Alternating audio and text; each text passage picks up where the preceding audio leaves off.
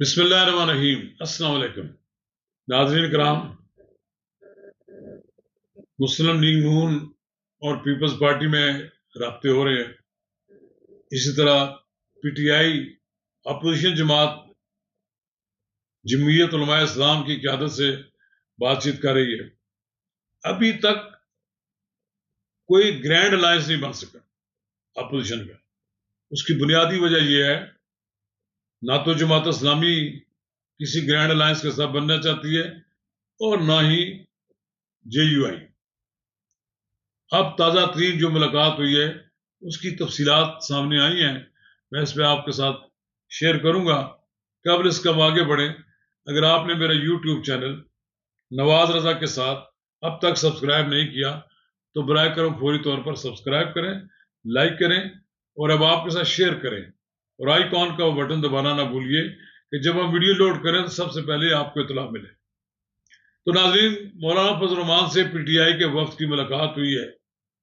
دونوں نے پارلیمان میں روزانہ کے معاملات پر اکٹھے چلنے کا، آگے بڑھنے کا فیصلہ کیا ہے، یعنی کہ مولانا فضل الرحمان گرینڈ اپوزیشن الائنس کا حصہ نہیں بنیں گے۔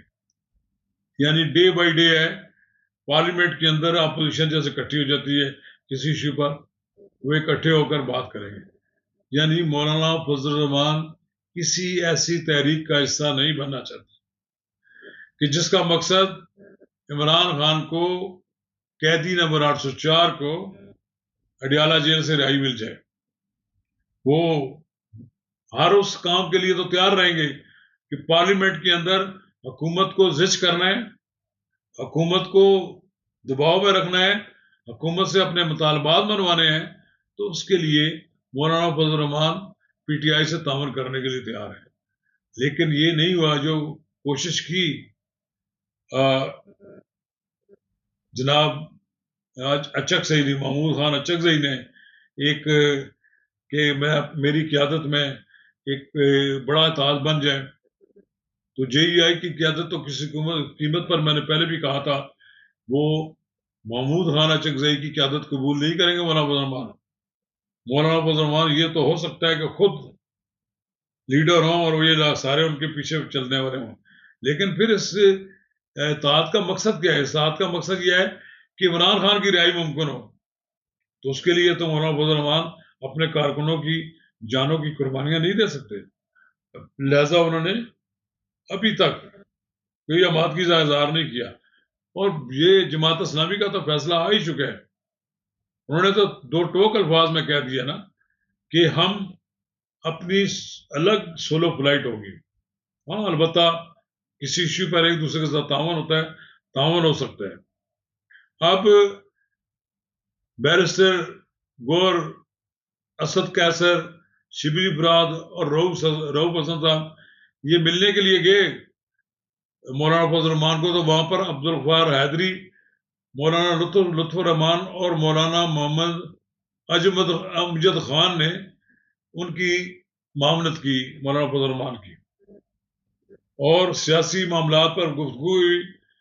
طے یہی ہوا کہ پارلیمنٹ کے میں قانون سازی پر مشترکہ طور پر آگے بڑھا جائے گا۔ جے یو آئی کے ترجمان اسلم غوری کا کہنا ہے کہ آج وفود کی سطح پر ملاقات ہوئی ہے، پارلیمان میں روزانہ کے معاملات پر اکٹھے بڑھنے کا فیصلہ کیا ہے، سینٹ میں شبلی فراد اور کامران مرتضی معاملات کو اکٹھے آگے بڑھائیں گے۔ اس کا مطلب یہ ہوا کہ اپوزیشن کے درمیان ان کی معاونت رہے گی۔ مولانا فضل الرحمان کے ساتھ بات چیت وہ کریں گے، کوئی بات ان کو سوٹ کرتی ہے تو اس میں ان کا ساتھ تعاون کریں گے، اگر ان کے ساتھ کوئی زیادتی ہو رہی ہے تو ممکن ہے وہ اس میں ان کے حق میں وہ آواز اٹھائیں گے۔ لیکن یہ نہیں ہوگا کہ جو پالیسیاں پی ٹی آئی بنائے ان سب پالیسیوں پر جے یو آئی بھی آمین کہتی رہے۔ لہذا یہ بات ہے کہ بس جیسے دو اپوزیشن جماعتیں ہیں وہ ایک دوسرے کے ساتھ ملتی ملاتی رہیں گی اور ایک دوسرے کے ساتھ مذاکرات بھی کرتی رہیں گی، لیکن یہ نہیں ہوگا کہ جے یو آئی کسی ایسے اتحاد کا حصہ بن جائے جس کی قیادت اب محمود خان اچک زئی کے پاس ہو، یا پھر پی ٹی آئی اس کو چلا رہی ہو، پی ٹی آئی کے پاس اس کی driving seat P T I کے پاس ہو، وہ پالیسیاں دے. اس لیے مولانا فضل الرحمان صاحب بہت سمجھدار ہیں. وہ ایسی لڑائی نہیں لڑنا چاہتے جس لڑائی کے نتیجے میں ان کی اپنے کارکنوں کی کیجولیٹیز ہو جائیں. وہ چاہیں گے کہ حکومت پر اپنا دباؤ بڑھائے رکھیں اور 47 فارم کی حکومت کو وہ دباؤ میں رکھیں اور اسے اپنے مطالبات منواتے رہیں. لیکن یہ نہیں ہوگا کہ مولانا فضل الرحمان سر نیچا کر کے پی ٹی آئی کی قیادت کو قبول کر لیں. یہ ملاقاتیں تو ہو رہی ہیں. یہ مولانا فضل الرحمان کی سے جو ملاقات ہے، یہ اس میں پیچھے پی ٹی آئی کے بانی عمران خان صاحب کی فرمائش تو ضرور شامل ہوتی ہے کہ وہ اپنی ان غلطیوں کی بار بار معافیاں مانگ رہے ہیں جو پہلے انہوں نے سلوک کیا مولانا فضل الرحمان کے ساتھ. مولانا فضل الرحمان کی جتنی تصدیق یا جتنا انہوں نے ان کے بارے میں کہتے رہے ہیں، اب وہ ان سے پیچھے ہٹنا چاہتے ہیں.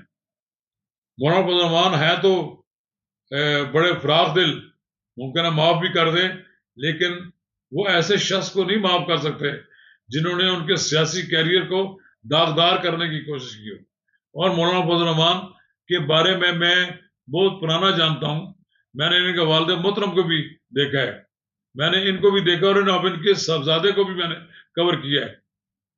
کسی صورت میں مولانا فضل الرحمان گالیاں جو شخص دیتا رہا ان کو اور جو ان کے سیاسی کیریئر کو داغدار کرنے کی کوشش کرتا رہا، وہ اس کے لیے ان کے دل ان کے ہاتھ میں رحم کی کوئی لکیر نہیں ہے. وہ میں بھی یہ سمجھتا ہوں کہ سیاستدان کے ہاتھ میں رحم کی لکیر نہیں ہوا کرتی، وہ اپنے دشمن سے پورا انتقام لیتے ہیں.